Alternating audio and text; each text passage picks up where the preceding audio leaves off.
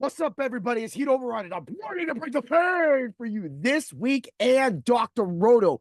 It's the NFL draft, man. It's been so much chaos and things going on right now. People are happy. People are like, okay, it's just what was going to happen. A little predictable.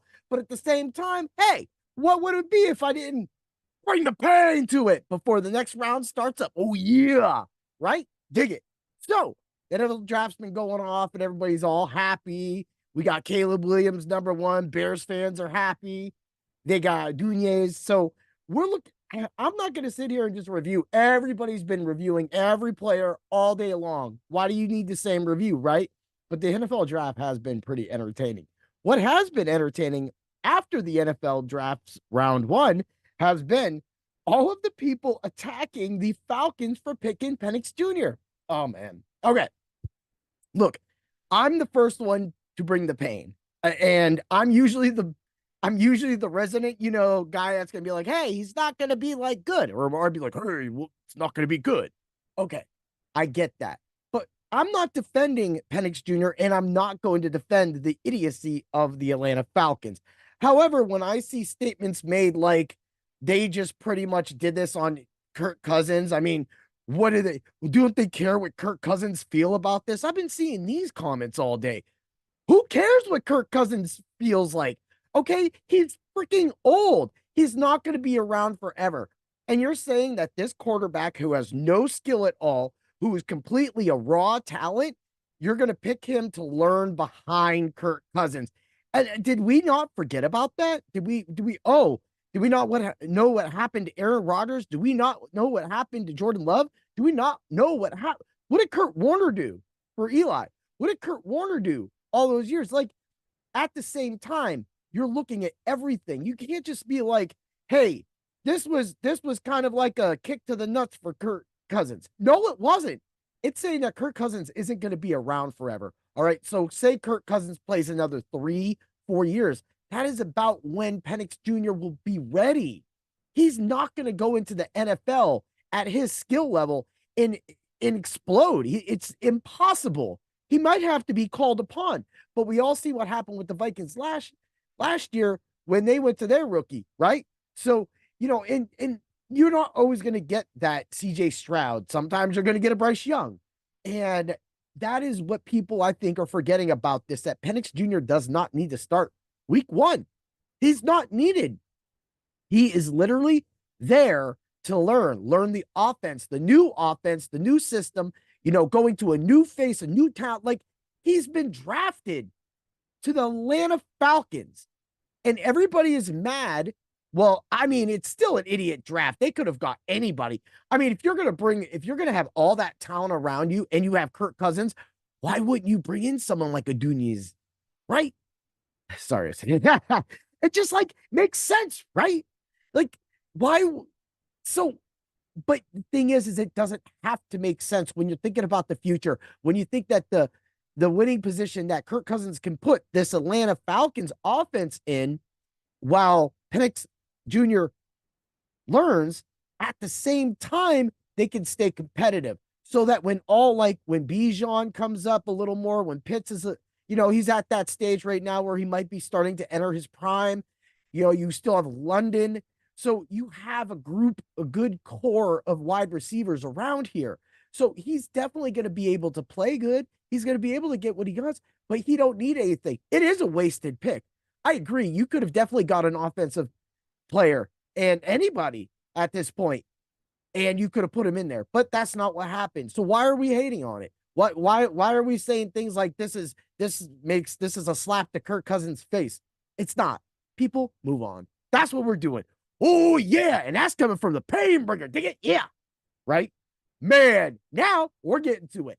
Oh man, I was hearing all these things. I did a podcast with Jeremy from our website, Dr. Roto, back then, just about a month and a half ago, and it was the Dynasty podcast, and we covered Jared Verse. And I didn't think the Rams were going to be able to get him. I thought we had a shot at Murphy. I really thought the Rams were going to pick Chop Robinson.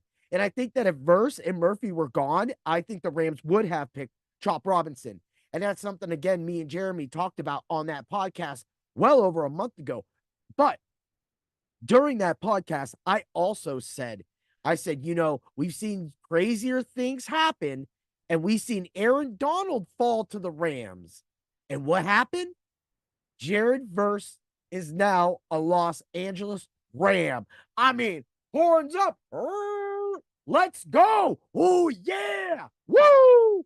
That's an exact, I'm ecstatic. I love it. When we did that show, my statistics, my IDP, and my modules put out that he averaged about 6.7 points per game in an IDP league for college under the scoring, module that I had. And that's not bad, because when you go back to it, if you went back to when I did my IDP awards of the year, and I did my top 5, I talked about my top 5 and who gets those. When I did the IDP Heats awards, that show right there, a lot of the top players were 10. When I got into the defensive end, other than TJ Watt, they were all around 7.5. So if Jared Verse can step in, put up 6.7 points per game in an IDP league, or maybe around 7 or 8, that means he's definitely getting the job done for the Los Angeles Rams. And that is going to be an amazing, amazing career to watch, because I'm going to tell y'all right now, Jared Verse is the next quarterback nightmare. Oh, yeah. And he might win Rookie of the Year. Yeah. Woo! All right, man. Let's have some fun now. Let's end this up. I don't want it to go too long, right? Guardian caps have been approved. Guardian caps, like these big cushion things, go on top of the helmet. Like, at this point, what are we going for? Dark helmet from Spaceballs? Are we going to go and just have these helmets so big that we're like, yeah, they're going to be safe? At some point, it's going to look weird. It's going to be like one of those, like, where everybody gets in those big blow up balls, and they run around and they try to play soccer in them, and they just run into each other and they launch each other and all that stuff. That's exactly what this is. That's what football is going to be. It's going to be like ping pong, man. You're going to shoot the running back up the middle, and he's going to get to the center and the guard, and the defensive tackles and defensive ends are going to be blitzing with the linebackers, and you're going to hear this song, ding dong, ding ding ding ding dong, ding dong, ding dong. Yeah, that's what's about to happen. Man, these helmets cannot get any bigger. And you're like, okay, calm down. They're not going to get any bigger. Man, I mean, that's a lot. That's a lot. Plus, it's a lot of weight. Now, you talk about it, you're going to save people with concussions. You've been doing this for years with state-of-the-art helmets. Now you're going to add something else on it. Did you ever think about the weight? Did you ever think about that extra weight on your head? That extra weight might actually, at one point during a hit, put a little more pressure or a little more circumference or a little more power because it's heavier, and now it's being hit at the same level. And now that it's going to be hit, say that extra weight makes your head go back a little more. I mean, you guys have tested this. I'm sure that there's somebody out there that has some explanation that's literally going to sound like we know what, right? But at the same time, you can't put that much. It's like if you're walking around, right? And then you decide to put 2 50-pound dumbbells on your shoulders. Now try to walk around. I'm not saying it's 50 pounds. Believe me, I'm not saying that. All right. So don't get smart. But at the same time, that's what it's like. Your body's not going to be able to take it. It's not used to it. It has to get used to it. You can't just strap one of these bad boys on and go out there and you're like, yeah, I'm protected. I'm never going to have a concussion. You still can have a concussion. And even if it lowers it, is the risk of the extra weight on your head? I mean, it's the same reason why people wear weighted shoes when they're working out, because they want better results. But that's for our muscles. That's not for your neck, your spine, your head, and everything in here. That's my opinion. I get it. I am all for concussions being, prevented and the helmets being improved. But so now you have this ugly thing on it. Where you going to put a towel around it next? What are you going to glue some things to it? I mean, I don't know. But all I'm saying is every ounce added to your body makes a difference. And that's how you're going to bring the pain to the new year with the draft going on. Get to Dr. Roto right now. We literally already have multiple draft articles already out, along with my bets of the day, the Heat-tastic bets of the day. You got Lou's bets. You got Trevor's write-up. We all did it. Man, this is going to be a great night if you're a Dr. Roto subscriber.